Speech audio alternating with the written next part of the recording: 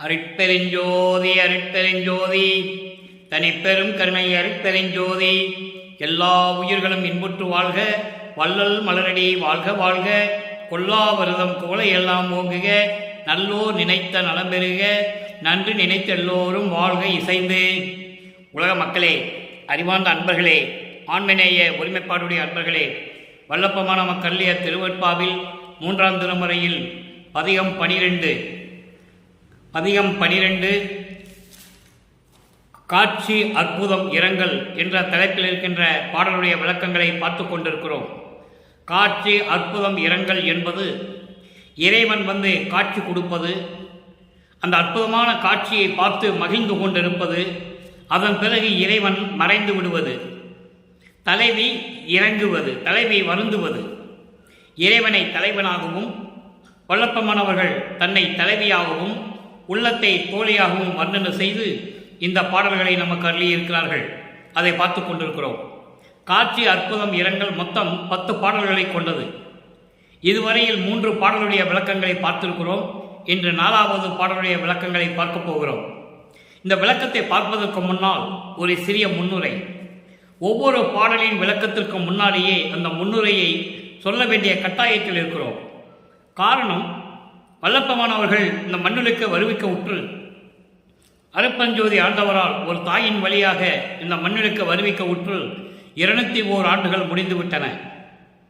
201 ஆண்டுகள் முடிந்த நிலையிலும் வல்லப்பமானுடைய அருள் நிலையையும் அவர் இறைவன் நிலையில் இருக்கின்றார் என்பதையும் உலக மக்களுக்கு யாரும் தெரியப்படுத்தவில்லை. ஒவ்வொரு காலகட்டத்திலும் அருட்பெருஞ்சோதி ஆண்டவர் எப்படி தன் மகனை அருளை கொடுத்தார் என்பதை நாம் படிப்படியாக பார்த்து கொண்டிருக்கிறோம். இந்த மண்ணுடைக்க வருவிக்க உற்று 9 ஆண்டுகள் வரையிலும் நமது பிள்ளை பெருமானவர்களுக்கு தான் யார் என்ற தெரியாத நிலையில் இருந்து கொண்டிருந்தார்கள். 9வது ஆண்டிலே இறைவன் ஆட்கொண்ட பிறகு இறைவனால் வருவிக்க உற்றோன் என்ற நிலை மட்டும் அவருக்கு தெரிகிறது. வெளியே யாருக்கும் சொல்லவும் முடியாது, சொல்லவும் கூடாது. நான் இறைவனால் வருவிக்க உற்றோன் என்று வெளியே சொல்லக்கூடாது. அப்போ இப்படி இறைவன் திருவிளையாடல் செய்து கொண்டிருக்கும் போது 9வது ஆண்டிலே காட்சி கொடுத்து ஆட்கொண்டு மறைந்து விடுகிறார். அதன் பிறகு இவருடைய மறைப்பு நிலை நீங்குகிறது. மறைப்பு நிலை நீங்கிய உடனே சமயங்களும் மதங்களும் மார்க்கங்களும் சூழ்ந்திருந்த காலகட்டத்தில், இந்த பிரபஞ்சம் தோன்றிய காலத்திலிருந்தே சமயங்களும் மதங்களும் மார்க்கங்களும் அதில் கூறப்பட்ட நெறிகளிலே மக்களை ஈடுபட வைத்து வழிபட வைத்து விட்டார்கள் என்பதுதான் உண்மை. அந்த நிலையில் இருக்கும்போது நமது பிள்ளை பெருமானவர்களும் சமயங்களிலும் மதங்களிலும் மார்க்கங்களிலும் கூறப்பட்ட நெறிகளை பின்பற்றி கொண்டிருந்தார் என்பது உண்மை. ஏனால் இருந்துதான் ஆக வேண்டும். இறைவன் அப்படிதான் திருவிளையாடல் செய்து கொண்டிருக்கிறார் அருட்பெருஞ்சோதி ஆண்டவர். அப்போ அந்த நிலையில் திருவொற்றியூரில் இருக்கும்போது இறைவனை பார்ப்பதற்காக தெருவிலே நின்று கொண்டிருக்கிறார். திருவிழா வீதி வருவது. தியாகராஜ பெருமான் இவரை பார்த்தவுடனே, நமது பிள்ளை பெருமானவர்களை பார்த்தவுடனே திரும்பி பார்க்காமல் ஓடுகிறார் திருவழியாக. இவரும் பின்னாலே ஓடி சென்று கூட ஓட்டத்தை பிடிக்க முடியவில்லை. காரணம், இன்னும் ஆண்டுகள் இருக்கின்றன. இப்போ இவனுக்கு எந்த நிலையும் தெரியக்கூடாது என்ற நிலையில் இருந்து கொண்டு அருட்பெருஞ்சோதி ஆண்டவர் திருவிளையாடல் செய்து கொண்டிருக்கிறார். சமயங்களிலும் மதங்களிலும் மார்க்கங்களிலும் இருந்த காலகட்டங்களில் எப்படி இறைவனை உருவகப்படுத்தினார், எப்படியெல்லாம் இறைவனை வேண்டினார், உருகினார். அதன் பிறகு நிலைகள் மாறும்போது சுத்த சன்மார்க்கத்தை பெற்ற பிறகு இறைவன் யார் என்ற நிலையையும், அப்படிப்பட்ட இறைவன் அருட்பெருஞ்சோதி ஆண்டவர் இருப்பது வடலூரிலே என்பதையும், இந்த பிரபஞ்சத்திலே இறைவன் இருக்கின்ற இடம் வடலூர் சத்தியஞான சிவதாம், வேற எங்கேயும் இல்லை.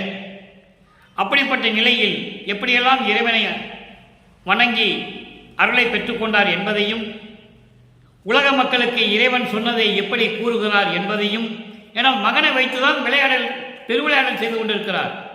மகனை வைத்துக் கொண்டுதான் உலக மக்களுக்கு தெரிவித்துக் கொண்டிருக்கிறார் சுத்த சன்மார்க்கத்தை பற்றி. அப்போ உலக மக்கள் எப்படியெல்லாம் துன்பப்பட்டார்கள், துயரப்பட்டு கொண்டிருக்கிறார்கள். இந்த சமயங்களையும் மதங்களையும் மார்க்கங்களையும் விட்டுவிட்டு எப்படி சுத்த சன்மார்க்கத்துக்கு வருவது, இறைவனை எப்படி வேண்டுவது, இறைவனிடம் எப்படி அருளை பெற்றுக்கொண்டு உயர்ந்த நிலையை அடைவது என்பதையும், அதன் பிறகு இவர் இறைவனோடு கலந்து இறைவன் ஆனார் என்பதையும் ஒவ்வொரு பாடலின் மூலமாக பார்த்து கொண்டிருக்கிறோம். அந்த வகையில் இன்று நாம் பார்க்க வேண்டிய பாடல் 4வது பாடல். மூன்றாம் திருமுறை காட்சி அற்புதம் இரங்கல். காட்சி அற்புதம் இரங்கல் என்பது ஏற்கனவே நான் கூறியது போல இறைவனுடைய காட்சியை பார்க்கிறார், அந்த அற்புதமான நிகழ்வை கண்டு உள்ள மகிழ்கிறார். அந்த நேரத்தில் மகிழ்ந்து கொண்டிருக்கிற நேரத்தில் இறைவன் மீண்டும் மறைந்து விடுகிறார். அப்போ அவருடைய மனநிலை எப்படி இருக்கும்? அந்த மனநிலையை ஒரு தோழியிடம் சொல்லுவது போல, ஒரு தலைவி தோழியிடம் சொல்லுவது போல, உள்ளத்திடம் சொல்லுவது போல உலக மக்களுக்கு தெரிவித்துக் கொண்டிருக்கிறார் நமது இறைவன் வள்ளற்பெருமான் அவர்கள் என்பதை ஒவ்வொரு பாடலின் மூலமாக பார்த்து கொண்டிருக்கிறோம். இப்போ 4வது பாடலை நன்றாக கவனியுங்கள். தொண்டு புரிவோர் தங்களுக்கு ஓர் துணைவர். தொண்டு புரிவோர் தங்களுக்கு ஓர் துணைவர் ஆவார். சூழ்ந்து வரி வண்டு புரியும் கொன்றை மலர் மாலை அழகர். வல்விடத்தை உண்டு புரியும் கருணையினார். அதாவது வல்விடத்தை உண்டு புரியும் கருணையினார்.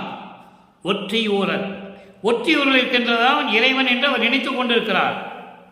அப்போ அவருக்கு சுத்த சன்மார்க்கத்தை பற்றி தெரியாது. 4ஆம் திருமுறைக்கு வரும்போது தான் தெரியும். அதை நம்ம 4ஆம் திருமுறையில் பார்க்க போகிறோம். இப்போ அவருக்கு சுத்த சன்மார்க்கத்தை பற்றி தெரியாது. அருட்பெருஞ்சோதி ஆண்டவர் தான் இறைவன் என்று அவரால் சொல்ல முடியாது. அந்த நிலையில் அவர் இல்லை, மறைப்பு நிலை இருந்து கொண்டிருக்கிறது. அதனால் திருவொற்றியூரில் இருக்கின்ற இறைவன் தான், தியாகராஜ பெருமான் தான் இறைவனை நினைத்துக் கொண்டு அந்த இறைவனை வேண்டிக் கொண்டிருக்கிறார். அப்போ திருவொற்றியூரர்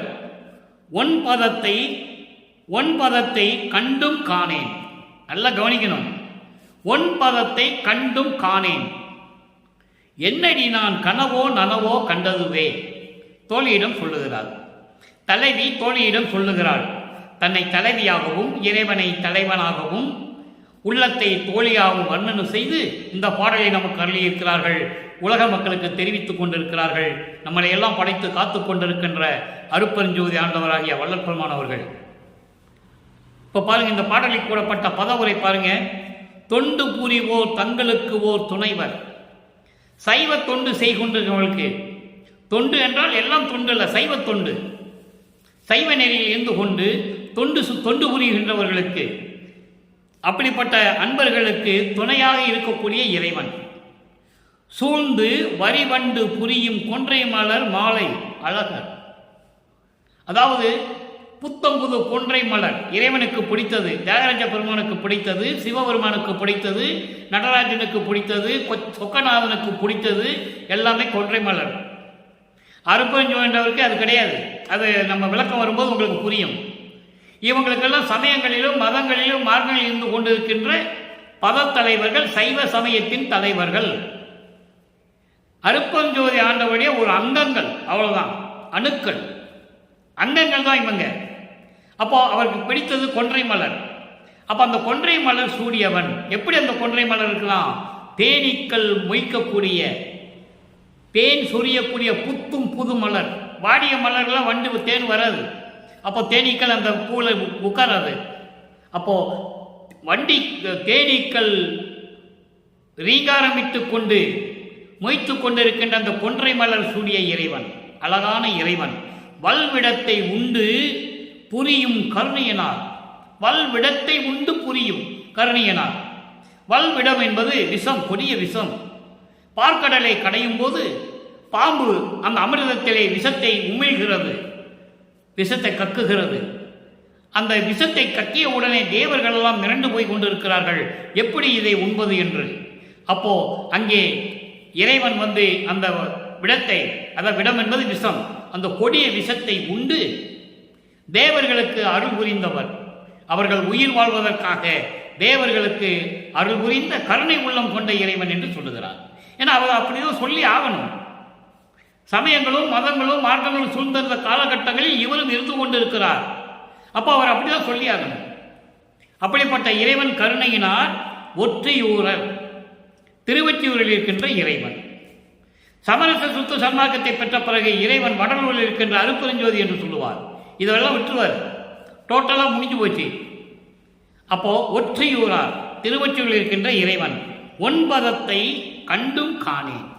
அவருடைய ஒப்பற்ற திருவடியை கண்டேன், மகிழ்ந்தேன். மீண்டும் மறைந்து விட்டார். என்னால் இதுவரையில் பார்க்க முடியவில்லை. முதல்ல பார்த்தேன், மனம் மகிழ்ந்தேன். அவருடைய திருவடியை பார்த்தேன், மனம் மகிழ்ந்தேன். ஆனால் மறுபடியும் அவர் மறைந்து விட்டால் என்னால் திரும்பி பார்க்க முடியவில்லை. இது கனவா நனவா என்று கூட எனக்கு தெரியவில்லையே தோழி. ஒரு நொடி பொழுதில் நடந்து விட்டது. ஒரு நொடி பொழுதுதான் வந்தாரு, அவரை பார்த்து மறைஞ்சிட்டாரு. இது நான் கண்டது கனவா நனவா தெரியவில்லையே தோழி, நான் என்ன செய்வது என்று சொல்லி தன் உள்ள குமுறலை, மன வருத்தத்தை தோழியிடம் சொல்லுவது போல உள்ளத்திடம் சொல்லிவிட்டார். இப்போ உலக மக்களுக்கு சொல்லணும். இப்போ இந்த பாடலுடைய விளக்கத்தை பார்த்த பிறகு உலக மக்களுக்கு இதனால் என்ன தெரிவிக்கிறார் என்பதையும் சொல்ல வேண்டும். அதாவது தொண்டு புரியும் தொண்டர்களுக்கு சிறந்த துணையாக இருக்கக்கூடியவர், அதாவது அவர்களுக்கு அருள் செய்து காப்பாற்றி கொண்டிருப்பவர், தேனீக்கள் மொய்க்கும் புதிய கொன்றை மலர்களை சூடிய இறைவன், அழகான இறைவன், கொடிய விஷத்தை உண்டு தேவர்களை காப்பாற்றிய கருணை உள்ளம் கொண்டவர். அப்படிப்பட்ட இறைவன் திருவொற்றியூரில் இருந்து கொண்டிருக்கிறார். அவருடைய திருவடியை என் கண்ணால் பார்த்தேன். அந்த காட்சி அற்புதமாக இருந்தது. அதனால்தான் காட்சி அற்புதம் என்ற தலைப்பை கொடுத்திருக்கிறார் நமது இறைவன். அந்த காட்சி மிகவும் அற்புதமாக இருந்தது. நான் மகிழ்ந்து கொண்டிருந்த நேரத்தில் மீண்டும் மறைந்து விடுகிறார். திரும்பி நான் அதுவரை பார்க்கவில்லை, பார்க்க முடியவில்லை. நான் கண்டது கனவா நனவா என்று தெரியவில்லை என்று சொல்லி இந்த பாடலை அருளி இருக்கிறார்கள். இதனால் உலக மக்களுக்கு அவர் தெரிவிப்பது என்னவென்றால், உலக மக்களே, நான் ஒரு தாயின் வழியாக இந்த மண்ணுலகை வருவிக்க உற்று 9 ஆண்டுகள் வரையிலும் நான் தெரியாத நிலையில், யார் என்ற தெரியாத நிலையில் இருந்து கொண்டிருந்த போது அருப்பஞ்சோதி ஆண்டவர் வந்து என்னை ஆட்கொண்ட பிறகு, என் மகனே, நான் உன்னை ஆட்கொண்டு விட்டேன், நீ என்னால் வருவிக்க உற்றவன் என்று தெரிவித்த பிறகு மீண்டும் எனக்கு மறைப்பு நிலை ஏற்படுகிறது. இறைவன் யார் என்று தெரியாமல் முடித்துக் கொண்டிருக்கிறேன். அப்போ சமயங்களும் மதங்களும் மார்க்கங்களும் சூழ்ந்திருந்த காலகட்டங்களில் நானும் அந்த நெறியிலே பின்பற்றி கொண்டு திருவொற்றியூரிலே தியாகராஜ பெருமானை பார்க்க வேண்டும் என்று சென்று கொண்டிருந்தேன். அப்போ நான் தெருவழியிலே நின்று கொண்டிருக்கும் போது என்னை பார்த்து திரும்பி பார்க்காமல் ஓடுகிறார் தியாகராஜ பெருமான். கூப்பிட்டும் அழைத்தும் எந்த பயனும் இல்லை, திரும்பி பார்க்காமல் ஓடுகிறார். நாரையும் கிளிகளையும் தூது அனுப்பி பார்த்தேன், பலன் இல்லை. என் மனக்குமுறலை ஒரு குரத்தி பெண்ணிடம் போய் குறி கேட்டேன், அதுவும் பலன் இல்லை. பிறகு நிலைகள் மாறி உலக மக்களே, இறைவன் எனக்கு காட்சி கொடுக்கிறார், திருவொற்றியூரில் இருக்கின்ற தியாகராஜன். அப்படிப்பட்ட இறைவன் காட்சி கொடுத்தவுடனே திரும்பி மறைந்து விடுகிறார். நான் பார்த்த காட்சி அற்புதமாக இருந்தது. ஆனால் மீண்டும் மறைந்து விட்டதனால் நான் கண்டது கனவா நனவா என்று தெரியவில்லை. உலக மக்களே, நான் அந்த நிலையில் இருந்து கொண்டிருக்கிறேன் என்று சொல்லி உலக மக்களுக்கு தெரிவிக்கிறார். இறைவனுடைய திருவிளையாடல் நடந்து கொண்டிருக்கிறது என்பதை அவருக்கு தெரியாது. இறைவன் அருப்பஞ்சாண்டவன் திருவிளையாடல் செய்கிறான்னு அவருக்கு தெரியாது. ஏன்னா இன்னும் காலங்கள் இருக்கு. இவர் இந்த நிலையில் இருக்கும்போது வருவிக்க ஒற்று 24 ஆண்டுகள் ஆகிறது. வல்லப்பெருமானுக்கு வயது இல்லை. அவர் கடவுள், பிறப்பு இறப்பு இல்லை. அவருக்கு தானாக உருவாகியவர், இறைவனால் உருவாக்கப்பட்டவர். அதனால நீங்க புரிஞ்சுக்கணும். திருவிளையாடல் மூலமாக ஒரு தாய் வழியாக கொண்டு வரப்படுகிறார். சமரச சுத்த சன்மார்க்கத்தை உலக மக்களுக்கு சொல்லணும். ஏன்னா சமயங்களும் மதங்களும் மார்க்கங்களும் ஆயுசு முடிஞ்சு போச்சு, ஒளிஞ்சிருச்சு, மடிந்து விட்டது, எரிந்து விட்டது என்று சொல்லுகிறார். அப்போ சுத்த சன்மார்க்கத்தை மக்களுக்கு சொல்லணும்ல. அதுக்காகத்தான் ஒரு தாயின் வழியாக வருவிக்க விட்டார். இப்போ சுத்த சன்மார்க்கத்தை பெற்றுக்கொண்டார். எப்படி பெற்றுக்கொண்டார் என்பது இன்னும் நிறைய விஷயங்கள் இருக்கு. நம்ம 4ஆம் திருமுறை வரைக்கும் போது வரும். முதல்ல என்ன பெற்றுக்கொண்டார், எப்படியெல்லாம் இருந்தார், சுத்த சன்மார்க்கத்தை எப்படி பெற்றுக்கொண்டார் என்ற விளக்கங்கள் அங்கே சொல்லலாம். இங்கே நேரம் இல்லை. அப்போ சுத்த சன்மார்க்கத்தை பெற்ற பிறகு இறைவன் வடலூரில் இருக்கின்ற இறைவன் அருப்பஞ்சோதி ஆண்டவர் என்று சொல்லுவார். திருச்சிற்றம்பலத்தில் இருக்கின்ற இறைவனை சத்தியஞான சபையை கட்டி அங்கே கொண்டு வந்து தந்தையை உட்கார வைக்கிறார். அதை நீங்கள் நல்லா புரிஞ்சுக்கணும். சும்மா வந்தாரு போனாரு கட்டினாருன்னா உலகியலில் பேசுவாங்க. அதெல்லாம் உண்மை கிடையாது. கட்டினது உண்மை, அவர் கருத்துக்கள்லாம் வேற அவங்க சொல்றதெல்லாம். அதை நல்லா புரிஞ்சுக்கணும். அப்போ தன்னுடைய தந்தைக்காக, உலக மக்களுக்காக இங்கே வந்து அவரை உட்கார வைக்கணும். அதனால சத்தியஞான சபையை எண்கோண வடிவிலே கட்டினது. இறைவனுக்கு 8 குணங்கள் உண்டு. அந்த குணங்களின் வடிவத்திலே சத்தியஞான சபையை அமைத்தது என்பதை இங்கே நான் பதிவு செய்ய கடமைப்பட்டிருக்கிறேன். இப்போ இறைவனை பற்றி சொல்லணும். எப்படிப்பட்ட இறைவன் சொல்லணும், இறைவன்கிட்ட எப்படி நான் அருள் வாங்கினேன்னு சொல்லணும். சொல்றாரு 6ஆம் திருமுறை 40வது பதிகம் கண்கொள்ளா காட்சி 4வது பாடல். அங்கே காட்சி அற்புதம் 4வது பாடல். சமயங்களும் மதங்களும் மார்க்கங்களும் சூழ்ந்திருந்த காலகட்டங்களில் காட்சி அற்புதம் 4வது பாடல். அங்கே இறைவனை சொல்லுவார், 3 நிலைகளில் சொல்லுவார்.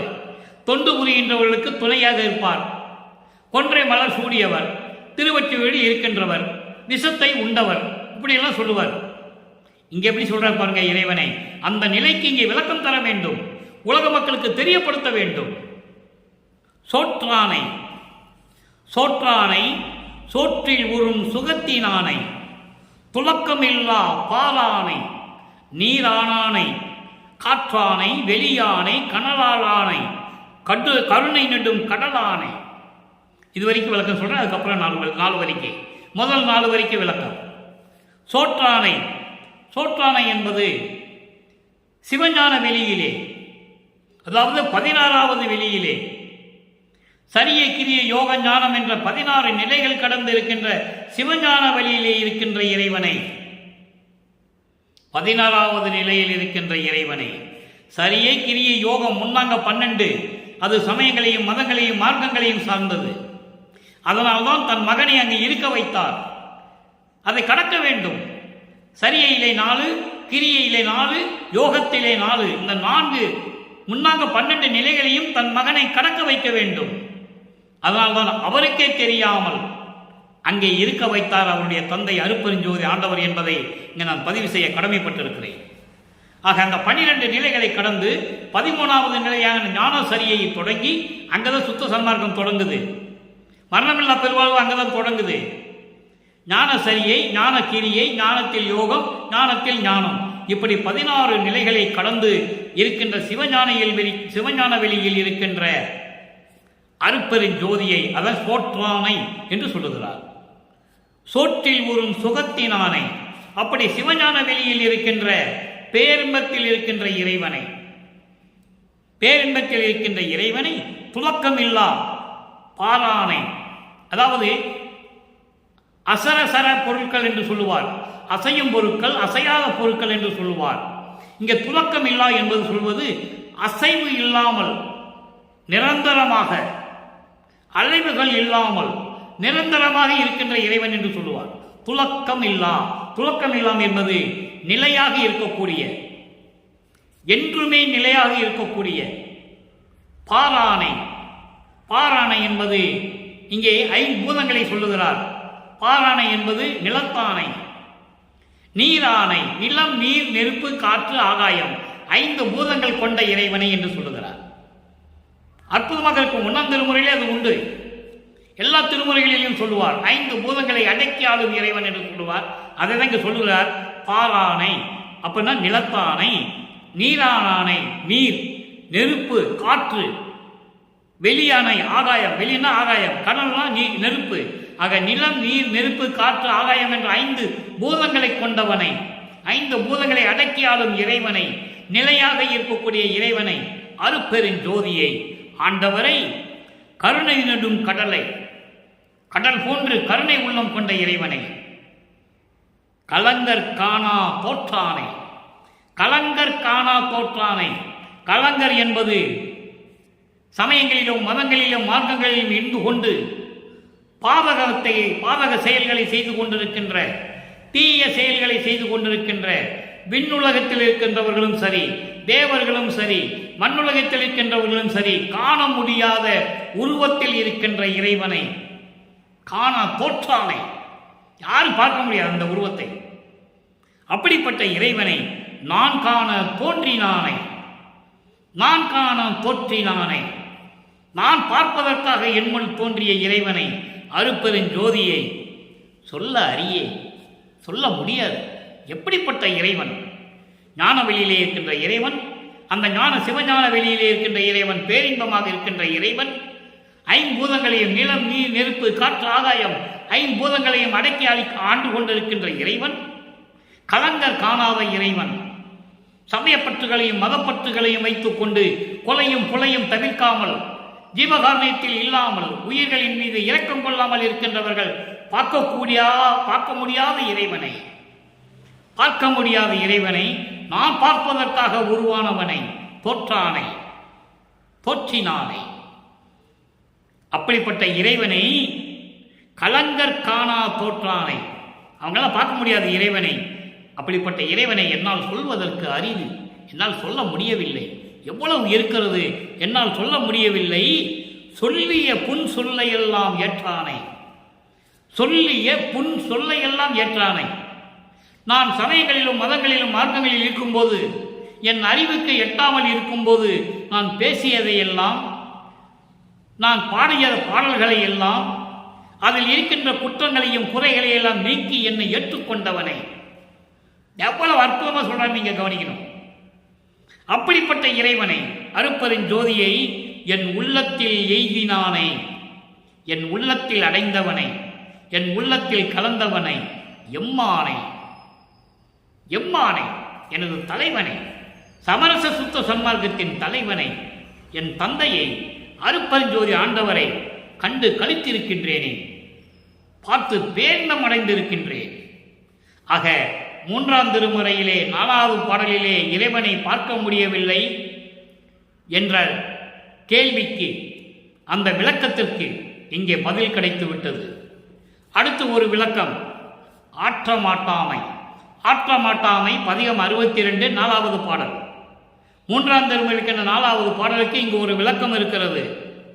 எது உண்மை, எது பொய், இறைவன் எப்படிப்பட்டவன், அப்படிப்பட்ட இறைவன் இனிமேல், அப்படிப்பட்ட இறைவனிடம் இனிமேல் உலக மக்கள் துன்பப்படுவதை என்னால் சகித்துக் கொள்ள முடியாது என்று எப்படி சொல்லுகிறார் என்பதை பார்க்க போகிறோம். நல்லா கவனிங்க. பொய்யாது என்றும், பொய்யாது என்றும் என் உள்ளத்தே பொருந்தும் மருந்தே. இறைவனை சொல்லுகிறார். அங்கே இறைவனை எப்படி சொல்லுவார்? விஷத்தை உண்டவர், விஷத்தை உண்டவர் சொல்லுவார். அதுக்கப்புறம் கொன்றை மலர் சூடிய இறைவன் என்று சொல்லுவார். திருவொற்றியூரில் இருக்கின்ற இறைவன் சொல்லுவார். இங்கே எப்படி சொல்றார் இறைவனை? பொய்யாது என்றும் என் உள்ளத்தே பொருந்தும் மருந்தே. பொய்யாது என்பது நிலையாக ஏமாற்றாமல், ஏமாற்றாமல் எப்போதும் நிலையாக என்னுடைய உள்ளத்திலே இருந்து கொண்டிருக்கின்ற அமுதே. மருந்து என்றால் அமுது. அப்படிப்பட்ட அமுது போன்ற இறைவனே, புண்ணியனே, கையார்ந்து இளங்கும் மணியே. கையார்ந்து இளங்கும் மணியே என்பது என் உள்ளங்கையிலே கிடைத்த அற்புதமான இறைவனே, மணி போன்ற இறைவனே. உலகியலிலே விளக்கம் சொல்லுவார்கள். ஏதாவது கருத்தை சொல்லும்போது, ஏண்டா உள்ளங்கையில் வச்சுக்கிட்டு தேடிட்டு இருக்கிறேன் அப்படின்னு சொல்லுவாங்க. ஒரு விஷயத்தை சொல்லும்போது, அதான் உள்ளங்கையிலே வச்சுக்கிட்டு அலைஞ்சிக்கிட்டு இருக்கையே, அப்புறம் ஏன் தேடிக்கிட்டு இருக்கேன்னு சொல்லுவாங்க. அதே போல கையார்ந்து, கையார்ந்து என்றால் உள்ளங்கையிலே இறைவனை வைத்துக் கொண்டிருக்கிறேன், அப்படிப்பட்ட மணி போன்ற இறைவன் என் கையிலே தாங்கிக் கொண்டிருக்கிறேன், அப்படிப்பட்ட போன்ற இறைவன். செங்கரும்பே, கரும்பு போன்ற இறைவனே, கனியே, பழம் போன்று இனித்துக் கொண்டிருக்கின்ற இறைவனே, கடையேற்கு செய்யா உதவி, கடையேற்கு செய்யா உதவி செய்த பெருந்தேவே. கடையேற்கு என்பது சமயங்களிலும் மதங்களிலும் மார்க்கங்களிலும் பின்பற்றிக் கொண்டு புலையும் கொலையும் தவிர்க்காது உயிர்களை இம்சை செய்து கொண்டு, வதம் செய்து கொண்டு, உயிரின் மேல் இரக்கமில்லாமல் இருக்கின்றவர்களுக்கு உதவி செய்யாத இறைவன் எனக்கு செய்த தேவே. செய்யா உதவி, கடையேற்கு செய்யா உதவி, அவங்களுக்கு செய்யாத அருளை எனக்கு கொடுத்து எனக்கு அருளிய தேவே, இறைவனே. மூவாது தெல்லமுதே. மூவாது தெல்லமுதே என்பது மூப்பு இல்லாமல். மூப்பு இல்லாமல் என்பது பிறந்தால் தானே மூப்பு வரும், மூப்பு வந்தால் தானே இறப்பு வரும், மரணம் வரும். அப்ப மூப்பு இல்லா என்றால் பிறப்பு இறப்பு மரணம் இல்லாத நிலையில் இருக்கின்ற தெல் அமுதே. அப்படிப்பட்ட இறைவனே, ஐயா அரசே, இனி சிறிதும் ஆற்றமாட்டேன் கண்டாயே. இனிமேல் உலக மக்கள் துன்பப்படுவதை என்னால் சகித்துக் கொள்ள முடியாது. மதங்களிலும் மார்க்கங்களிலும் சமயங்களிலும் ஜாதிகளிலும் பற்றுக்கொண்டு சண்டையிட்டுக் கொண்டு, சண்டையிலே சாக்கடை சண்டையிலே என்று சொல்லுவார், சாக்கடைகளிலே சிக்கிக்கொண்டு உலக மக்கள் துன்பப்பட்டுக் கொண்டிருக்கிறார்கள். இனிமேல் அதை என்னால் பொறுத்துக்க முடியாது. பார்த்துக்கோ, சீக்கிரம் எனக்கு வந்து அருளை கொடுத்துரு. நான் என்னால் இனிமேல் பொறுத்துக்க முடியாது. உலக மக்களை காப்பாற்ற வேண்டும், அவர்களுக்கு சுத்த சன்மார்க்கத்தை கொடுக்க வேண்டும். என்று சொல்லி இந்த பாடலை நமக்கு அறிவிக்கிறார்கள். அடுத்து பாருங்க, பதிகம் 70 சிவ புண்ணிய பேரு. நான் ஏற்கனவே புரிவதை சொன்னது போல சிவம் என்று சொன்னபடி சிவங்கிட்ட போயிடக்கூடாது. இது அருப்பெருஞ்சோதி. சிவ புண்ணிய பேரு, அவர்கிட்ட பெற்ற அருளை பெற்றது எவ்வளவு பெரிய பாக்கியம் என்பதை 4வது பாடலிலே சொல்லுகிறார். அங்கே 3ஆம் திருமுறையிலே இறைவனும் எந்த அருளையும் பெற முடியாது. வருவாரு, காட்சி கொடுப்பாரு, மறைஞ்சிருவாரு. இல்லைன்னா இவரை பார்த்தோன்னே தெரு வழியா ஓடிடுவார். இப்படியான நிலைகள் நடந்து கொண்டிருந்தன. அங்கே இங்கே எப்படி அந்த பாக்கியம் எப்படி இருக்குன்னு 4ஆம் பாடலில் பாடுறாரு. கூடவும் பின்னே தீரியவும் சார்ந்த கொழுநரும் மகளிரும் நாண நீட. அதாவது இந்த வரி ஒரு அற்புதமான விளக்கம்.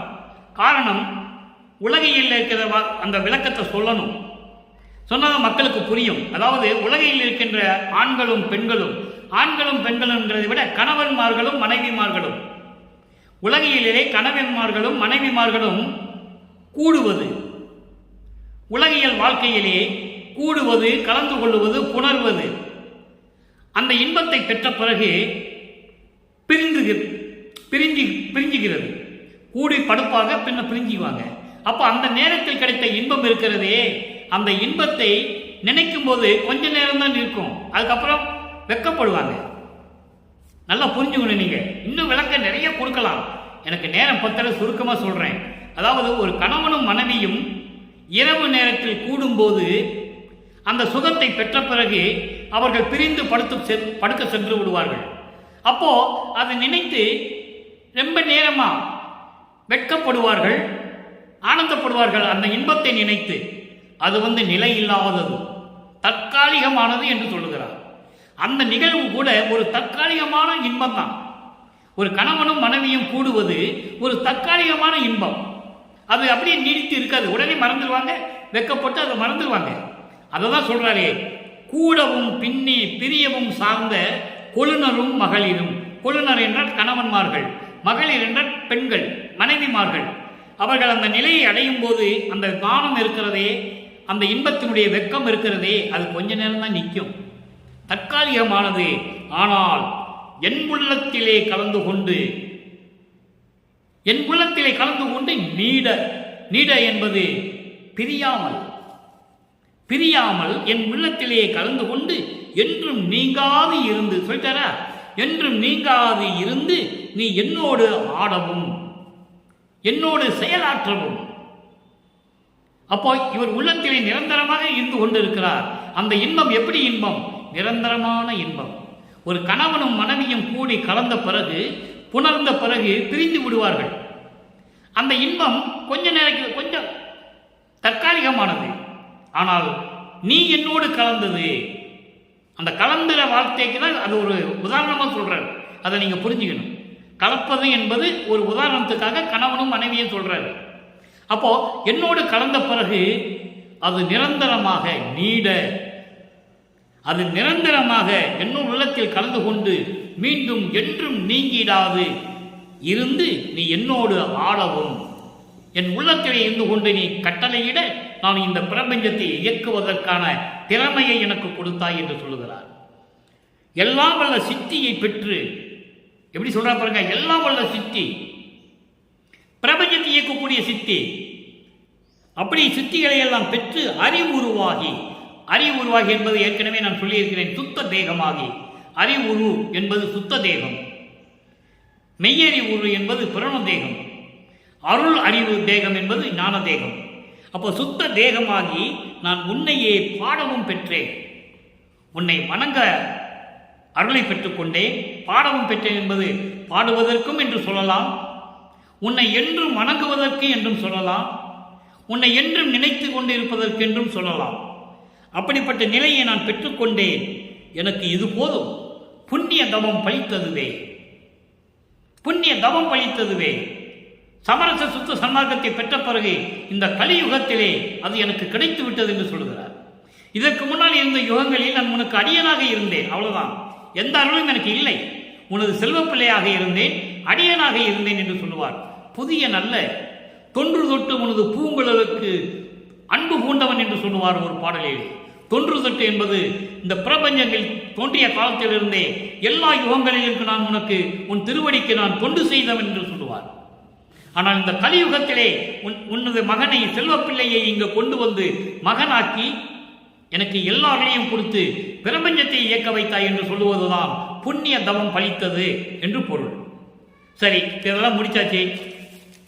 அதாவது வடலூரில் இருக்கிற இறைவன் சொல்லியாச்சு, அருப்பெருஞ்சோதி சொல்லியாச்சு, அந்த இறைவன் எப்படிப்பட்டவன் சொல்லியாச்சு, எப்படி அருளை பெற்றுக்கொண்டான் என்று சொல்லியாச்சு, உலக மக்களை இனிமேல் நான் துன்புறுத்த மாட்டேன், துன்புறுத்த விடமாட்டேன் என்று சொல்லியாச்சு.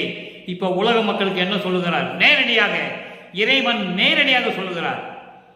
இது உபதேசம் அல்ல, கற்பனையில் சொல்லப்பட்டது அல்ல, இறைவனே மக்களுக்கு சொல்லுகிறார்.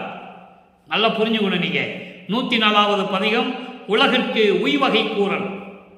உலக மக்களுக்கு எப்படி உங்கள் வாழ்க்கை மேம்படைய வேண்டும் என்பதை சொல்லுவது. நேரடியாக மறைமுகமாகவோ இடைத்தரகர்கள் வைத்து சொல்றதில்லை. புராணங்களும் காவிகள்லாம் பூரா பார்த்தா பூரா இடைத்தரகர்கள் இருப்பாங்க. ஒருத்தர் சொல்லி ஒருத்தர் எழுதியிருப்பாங்க, ஒருத்தர் சொல்லி இன்னொருத்தர் சொல்லியிருப்பாங்க. இங்க அப்படி இல்லை, நேரடியாக இறைவன் நேரடியாக உலக மக்களுக்கு சொல்லுகிறார். 4வது பாடல் நல்ல கவனிங்க. சாமந்தராக தரம் சிறிது உணரே. சாமாந்தர் என்பது ஒரு உயர்ந்த நிலையில் இருக்கின்ற ஒரு நிலையை உங்களால் அறிய முடியவில்லை உலக மக்களே. சாமந்தராக தரம் சிறிது உணரே. இரவா நிலையை பெறுவதற்கு, இரவா நிலை தான் உயர்ந்த நிலை. அப்படி இந்த இரவா நிலையை பெறுவதற்கான வழியை சிறிது கூட நீங்கள் அறிந்து கொள்ளவில்லை உலக மக்களே. தத்துவ ஞானத்தை இற்று என தெரியுது. தத்துவ ஞானம் என்பது என்ன என்பது கூட உங்களுக்கு தெரியல. தத்துவ ஞானம், அவன் ஞானத்தை தெரிந்து கொள்ள வேண்டுமானால் நீ சுத்த சன்மார்க்கத்தில் இருக்கணும். அப்போ தத்துவ ஞானம் தெரியும். தத்துவ சித்தி என்று சொல்லுவார் நமது இறைவன் மல்லப்பெருமான் அவர்கள். தத்துவ சித்தி, சுத்த தேகத்தை பெற்றுக்கொண்டாலே, சமரச சுத்த சன்மார்க்கத்தில் இருந்து கொண்டு சுத்த தேகத்தை பெற்றுக்கொண்டாலே தத்துவ சித்தி வந்துவிடும். அதான் அந்த தத்துவ ஞானம் என்று சொல்லுகிறார். தத்துவ ஞானத்தை விட உங்களுக்கு தெரியவில்லை, இதுதான் என்று உங்களுக்கு தெரியவில்லை என்று சொல்லுகிறார். அடுத்த வரியை பாருங்க, ஒவ்வொரு வரியா சொல்றேன், அழகா இருக்கும். மாமாந்த நோயுற்ற குளவியில் குலைந்தேன். மாமாந்த நோயுற்ற குளவியில் குலைந்தேன். மாமாந்தம் என்பது உலகையில் சொல்லுவாங்க, குழந்தை என்ன இப்படி முகம் வாடி போயிருக்குன்னா மாந்தம் விழுந்துருச்சு அப்படின்னு சொல்லுவாங்க. மாந்த நோய் அது ஒரு வகையான நோய், கொடிய நோய். மாந்த நோய் வந்த குழந்தை எப்படி இருக்குன்னா முகம் வாடி போய் அப்படியே சவள மாதிரி இருக்கும், சவள குழந்தைன்னு சொல்லுவாங்க. அப்படி மாந்தம் விழுந்த குழந்தை போல நீங்கள் துன்பப்பட்டு கொண்டிருக்கிறீர்கள். மாந்தம் வந்த குழந்தை போல நீங்கள் துன்பப்பட்டு கொண்டிருக்கிறீர்கள்.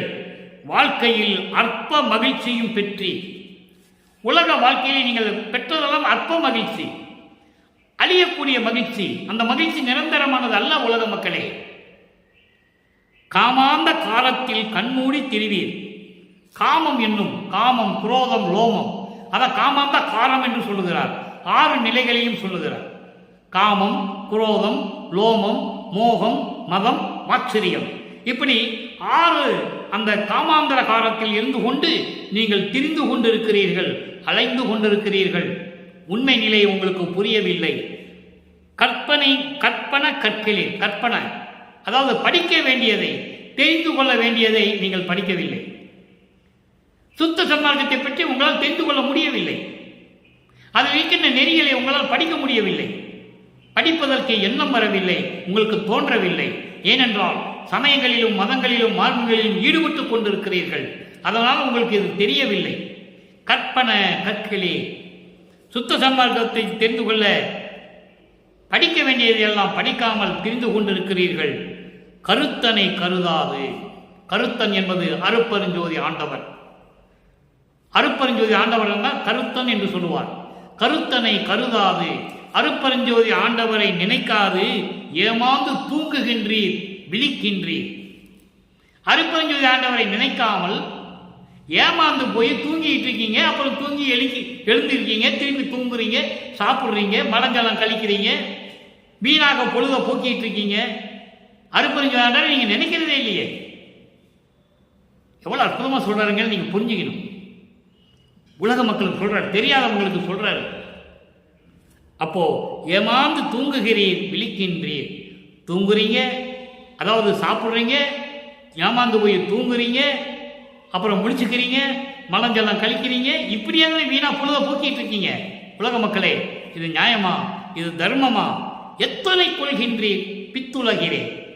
எதுதான் உங்களுக்கு துணை என்று நீங்கள் நினைத்துக் கொண்டிருக்கிறீர்கள்?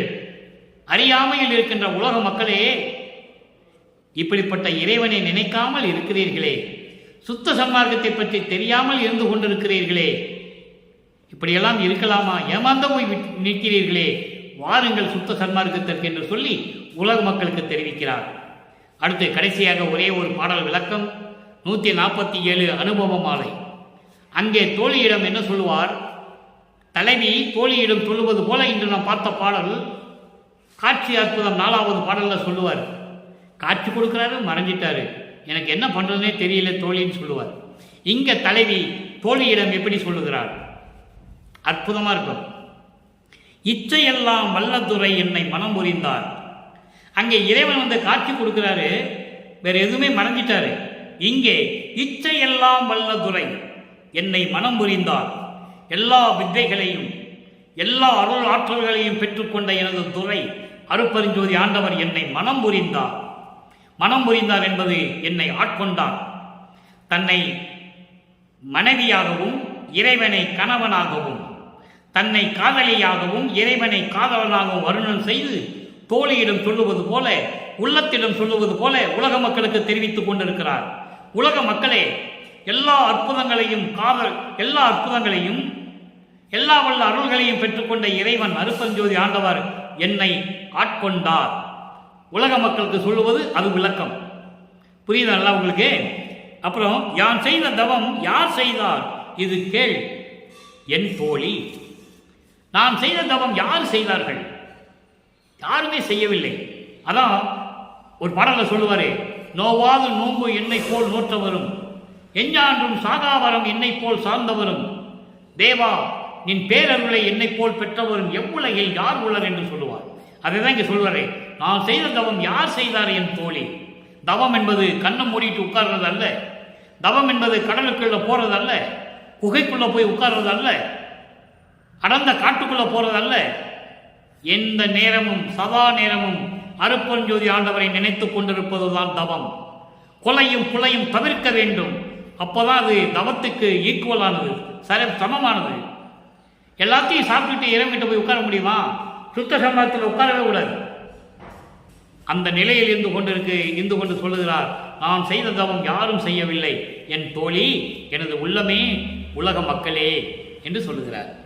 எச்சமய தேவரையும் சிறிது துரும்பு என்றேனும் எண்ணுவேனோ. அவன் எந்த சமயத்தையும் மதயத்தையும் சார்ந்தவர்களாக இருந்தாலும் கூட அவங்களையும் நான் விலக்கி வைப்பதில்லை. அவங்களெல்லாம் சிறு துரும்பு என்று கூட நான் நினைப்பதில்லை. ஏனென்றால் இறைவனால் படைக்கப்பட்டவர்கள், அவர்களுக்கும் பரிகாரம் உண்டு. அப்படிப்பட்டவர்களெல்லாம் நான் எண்ணுவேனா? அந்த நிலையிலெல்லாம் நான் இல்லை என்பதை சொல்லுகிறார். அதாவது தனக்கு கருணை உண்டு என்பதை தெரிவிக்கிறார் உலக மக்களிடம். அவர்கள் தெரியாமல் அறியாமையில் இருந்து கொண்டிருக்கிறார்கள், நாம சொன்னா கேட்பாங்க என்ற நிலையில் இருந்து கொண்டு இந்த பாடலை அருளியிருக்கிறார்கள் என்பதை நீங்கள் புரிந்து கொள்ள வேண்டும். அவங்களை கூட நான் ஒரு சிறு துரும்புன்னு கூட நான் நினைக்கிறது இல்லை. அவங்களுக்கு நான் அருளை கொடுத்து கொண்டிருப்பேன். ஆனால் பரிகாரம் தான் கிடைக்குமே தவிர முழுமையான அருள் கிடைக்காது என்பதை தெளிவாக உலக மக்களுக்கு சொல்லுகிறார். புண்ணியரை என்னும் மனத்தாலே, நான் புண்ணியரை என்னும் மனத்தாலே இப்படியெல்லாம் நான் நினைக்க மாட்டேன். அதனால அவங்களும் சுத்த சன்மார்க்கத்துக்கு கொண்டு வர வேண்டும் என்று உலக மக்களுக்கு சொல்லுகிறார். அடுத்து, பிச்சை என நினைத்தாலும் நினையடி நீ என்னை பைத்தியக்காரன் என்று சொன்னாலும் சரி, நீ நினைத்துக்கொள். உலக மக்களே, நீங்கள் எல்லாம் என்னை பைத்தியக்காரன் என்று நினைத்தாலும் அதை பற்றி எனக்கு கவலை இல்லை என்று சொல்லுவார். காரணம், உலக மக்களின் மீது அவ்வளவு கருணை கொண்டவர் நமது இறைவன் வல்லற்புமானவர்கள். ஞானசேரியில் சொல்லுவாரே, நீங்கள் வயதாலும் வாழ்த்தின கொண்டிடுவேன் மனம் கோனேன், மானம் போன வழியெல்லாம் விடுத்தேன் என்று சொல்லுவார். எந்த இறைவன் சொன்னது? யார் சொன்னது? பிரம்மன் சொல்லியிருக்கானா? தேவர்கள் சொன்னார்களா? எனக்கு மானமெல்லாம் போச்சு உலக மக்களால் சொல்லியிருக்காங்களா? இல்லை, இவர் சொல்றார். என மக்கள் மீது அவ்வளவு கருணையும் தயவும் கொண்ட இறைவன் நமது இறைவன் வல்லற்புமானவர்கள் என்பதை நான் பதிவு செய்ய கடமைப்பட்டிருக்கிறேன். அதனால உள்ளத்திடம் சொல்லுகிறார், உலக மக்களிடம் சொல்லுகிறார், நீங்கள் என்னை பைத்தியக்காரன் என்று கூட நினைக்கலாம், நினைத்துக் கொள்ளுங்கள், அதை பற்றி கவலை இல்லை. காரணம், இவர் சமயங்களிலும் மதங்களிலும் மார்க்கங்களிலும் இருந்து கொண்டு சொன்னது வேறு, சுத்த சன்மார்க்கத்தை பெற்ற பிறகு சொல்வது வேறு. இந்த வேற்றுமையை நினைத்து கொண்டு, இந்த வேறுபாடுகளை நினைத்து கொண்டு நீங்கள் என்னை பைத்தியக்காரன் என்று கூட சொல்லலாம். சொல்லிட்டு போங்கள், நீங்கள் தான் எனது பிள்ளைகள் தானே, எனக்கு உறவினர்கள் தானே என்று சொல்லுவார் ஒரு பாடலிலே. ஏன்னால் இது இறைவனுடைய திருவிளையாடால் நடந்தது, அதை உலக மக்களுக்கு சொல்ல முடியாது, அது தெய்வ ரகசியம். என் தந்தை இப்படி இருக்க சொன்னால் நான் இருந்தேன், இப்போ வேண்டாம் சொல்லுகிறார், வேண்டாம் என்று சொல்லிவிட்டேன், இவ்வளோ மட்டும்தான் சொல்லுவார். அதெல்லாம் விளக்கங்கள் நிறைய இருக்கு, அதை அதன் பாடலில் வரும்போது நான் சொல்லுவேன்.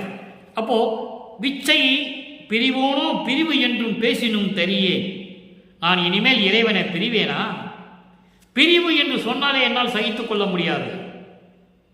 அப்போ நான் என்ன சொல்ற பாருங்க, நிரந்தரமாக இறைவன் என்னோடு இருக்கிறார், அதனால தான் இறைவன் ஒருவன் என்று சொன்னார். அதை புரிஞ்சுக்கணும். நீங்க கூட நினைக்கலாம், வளர்ப்பமான இறைவன் சொல்றாரு, அருட்பெருஞ்சாண்டவர் இறைவன் சொல்றாரு, சுத்த சன்மார்க்கத்துக்கு இறைவன் ஒருவன் தானே அப்படின்னு கூட நீங்க நினைக்கலாம். இறைவன் ஒருவன் தான், அது அருட்பெருஞ்சோதி தான், அதில் எந்தவித மாற்றம் கிடையாது. ஆனால் இவரோடு இருப்பதனால் நானும் வளர்ப்பமான இறைவன் என்று சொல்லுகிறேன், இது எந்த தவறும் இல்லை. அருட்பெருஞ்சாண்டவர் இஸ் ஈக்குவல் டு வளர்ப்பமானவர்கள், ரெண்டு பேரும் ஒன்று தான். ஆனால் உலக மக்களுக்கு தெரியப்படுத்தணும்ல. ஏன்னா வளர்ப்பமான சாமியார் தானே சொன்னாங்க எல்லாருமே இது வரைக்கும். துறவி என்று சொன்னார்கள், தமிழ் துறவி என்று சொன்னார்கள், பாடலாசிரியர் என்று சொன்னார்கள். இதெல்லாம் உண்மை, பொய் இல்லை. ஞானி என்று சொன்னார்கள், விஞ்ஞானி என்று சொன்னார்கள், போகி என்று சொன்னார்கள். அவரோடு இந்த மாணாக்கர்கள் கூட போகி என்று தான் சொன்னார்கள், இறைவன் என்று சொல்லவில்லை. அதனால்தான் அவங்களுக்கு அந்த மேல்நிலை கிடைக்கவில்லை. மனிதனாக பிறந்து மனிதனாக வாழ்ந்து இறந்து போனார்கள். வல்லற்பமானை இறைவன் என்றுதான் சொல்ல வேண்டும், அதான் நியாயம், அதுதான் தர்மம். ஏனால் அருட்பெருஞ்சாண்டவர் இவரோட கலந்து கொண்டார், அப்ப இவர் இறைவன் தானே. இறைவன் ஒருவன் என்ற நிலையை வருவதற்காகத்தான் தன் மகனோடு கலந்து கொண்டு அருட்பெருஞ்சோதி என்று சொன்னார். அதில் எந்த விதமான தவறும் இல்லை. ஆக அப்படிப்பட்ட நிலையில் இருந்து கொண்டு சொல்லுகிறார், விச்சை நடம் கண்டேன், விச்சை நடம் கண்டேன். விச்சை என்பது அருள் ஞானம், அருள் நடனத்தை நான் கண்டேன். நடம் கண்டால் பேயும் விட துணியாது என்பார்கள். அருட்பெருஞ்சோதியினுடைய நடனத்தை கண்டால் பேய் கூட விட்டு விலகாது, இன்னும் பார்த்துக்கிட்டு இருக்குமா நடனத்தை. பேயும் விட துணியாது, அது கூட அருள்ஞான நடனத்தை பார்த்துக்கிட்டு இருக்குமா. என் விளைவு உரைப்பது என்ன, இதெல்லாம் எப்படி சொல்லுவது? இந்த நடந்த நிகழ்வுகளை எல்லாம் எப்படி சொல்லுவது?